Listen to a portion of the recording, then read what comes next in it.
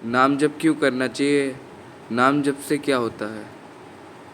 नाम जप क्यों करना चाहिए और नाम जप से क्या होगा, यही जानना चाहते हैं ना आप। तो बेटा, नाम जप जो है,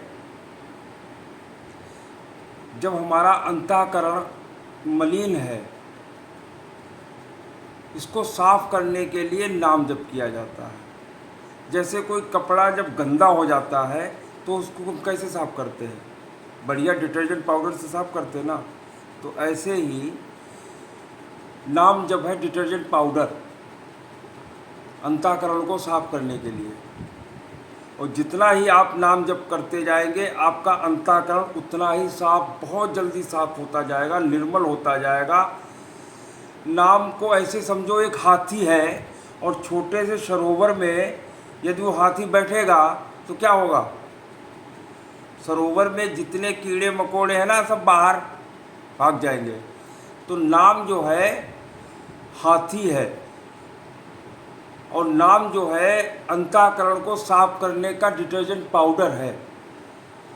ये नाम जब जितना आप नाम जप करते जाओगे, आपका अंतःकरण साफ होता जाएगा। और नाम जप क्यों करना चाहिए? नाम जप आकाश का तत्व है शब्द, और जब हम बार बार कोई नाम जप करते हैं, जैसे राधा राधा राधा, निरंतर जब हम राधा राधा का रटन शुरू कर देते हैं, राधा राधा राधा।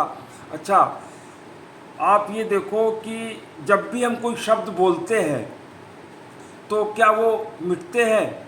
नहीं। जो अभी हम बात कर रहे हैं, जो शब्द बोल रहे हैं, ये कभी मिटेंगे नहीं। हाँ, आप नज़दीक हैं तो आपने सुन पा रहे हो, और अगर आप दूर होते तो, क्योंकि जितनी तेज़ हम चिल्लाएंगे तो उतनी तेज़ आवाज़ जाएगी। ये हमारे शब्द जो है अमिट हैं, ये कभी मिटते नहीं हैं। अच्छा, जब भी हम शब्द बोलते हैं वो सारे कहाँ जाते हैं? आकाश में। आकाश में ये सारे शब्द गूंज रहे हैं। और हमारे बड़े बड़े ऋषियों ने, हमारे पूर्वजों ने, हमारे बड़े बड़े सनातनियों ने नाम जप किया है, बार बार राधा राधा राधा नाम जप जो किया है। और ये शब्द जो है कभी कभी मरते नहीं है, ये आकाश में तैर रहे सारे शब्द। और जब हम यहाँ पर बैठकर जब नाम जप शुरू करते हैं, जैसे राधा राधा राधा राधा राधा राधा राधा राधा राधा राधा राधा राधा राधा राधा राधा राधा, एक क्रम बनता जाएगा, एक कड़ी बनती जाएगी। और ये कड़ी सीधा आप जितना ज़्यादा नाम जप करते जाओगे करते जाओगे करते जाओगे, तो एक बार आप देखोगे ना कि ये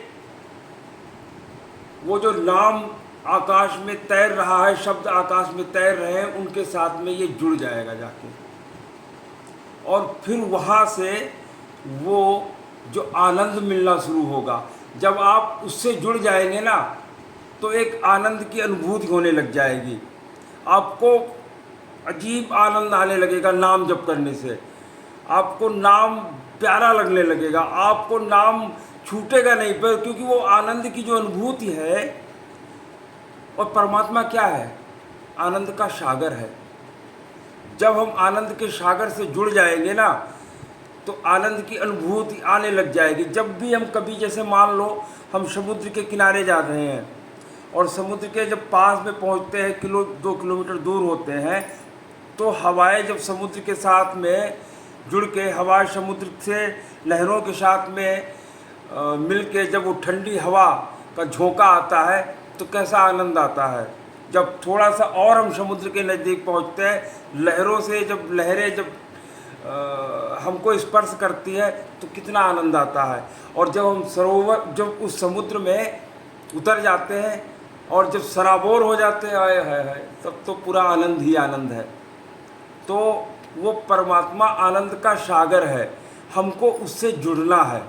निरंतर नाम जप करते करते करते, जितना हम नाम जप करते जाएंगे, हमारा अंतःकरण शुद्ध होता जाएगा। शुद्ध अंतःकरण में स्पष्ट आपको क्लियर दिख जाएगा, आप जान पाएंगे कि आपका स्वरूप क्या है। आप समझ पाएंगे कि मैं कौन हूँ। वास्तव में आप वही है, आप जिसकी खोज में लगे हैं। जब आप स्थिति में पहुँचोगे तो आप देखोगे कि मैं जिसको खोज रहा था वो तो मैं ही हूँ, और मैं ही अपनी, जब साक्षात्कार होता है तो खुद का खुद में ही साक्षात्कार होता है। तो जितना आप नाम जप करोगे, नाम जप से ही होगा। हम आपको सच बता रहे हैं, नाम जप से ही होगा। आप कुछ भी कर लो, चाहे जितनी घंटी बजा लो, चाहे जितने मंदिरों में आरती, हाँ तीर्थ याटन इसका फल है, इससे हमको प्रीति होती है। अब जैसे मान लो कक्षा 1 पढ़ाना, अब कक्षा 2, 3, 4, 10, फिर इंटर, फिर ग्रेजुएशन, फिर पीएचडी, है ना, स्थिति है। बढ़ो, आगे बढ़ो। ये जो प्रारंभिक स्थिति है, घंटी बजाना, मंदिर जाना, आरती करना, ये प्रारंभिक स्थिति है। इसके आगे बढ़ो, इसके आगे भी बहुत कुछ है। जितना आप आगे बढ़ेंगे, बढ़ते जाएंगे, तो आप जानेंगे परमात्मा तत्व को। अच्छा, हमारा उद्देश्य, हम पैदा इसीलिए हुए हैं, हमारा सिर्फ एक ही उद्देश्य है, अपने आप को जानना, यानी कि परमात्म तत्व को जानना।